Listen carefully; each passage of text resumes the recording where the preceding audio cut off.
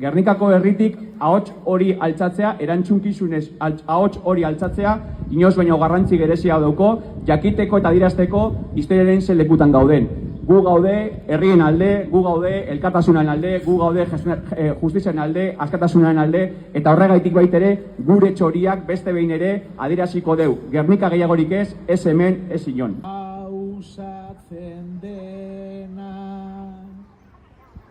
Da, eta piena mazazpian preso politikoen nazioarteko egune da, ez bakarrik palestinakoena, baizik eta herri askotarena, baitere Euskal Herrikoena, ze oraindik orain egun euskal preso politiko baitere espetxetan gatibu ditugulako.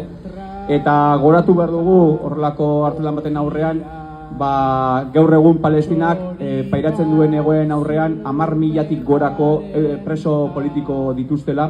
Israeleko ejertzitokoek alardeo edo apologia iten deubila baitere eta aplikatzen deubizan tortura metodo guztia baitere inkluso zabaldu iten deubizela sare sozialetan. Hori da esatu genozida bat izateren arrazoetariko bat. Eta krudelkeri guztian genozidio bat bere horretan dirau.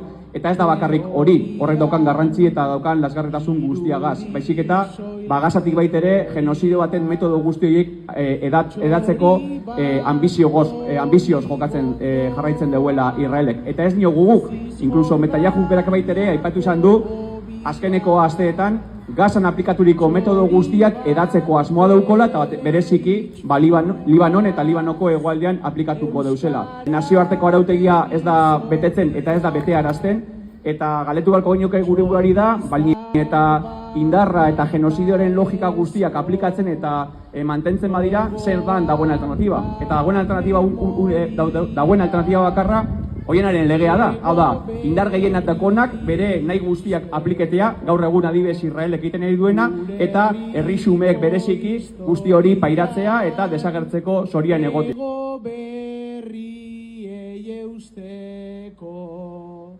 Gure herriko historia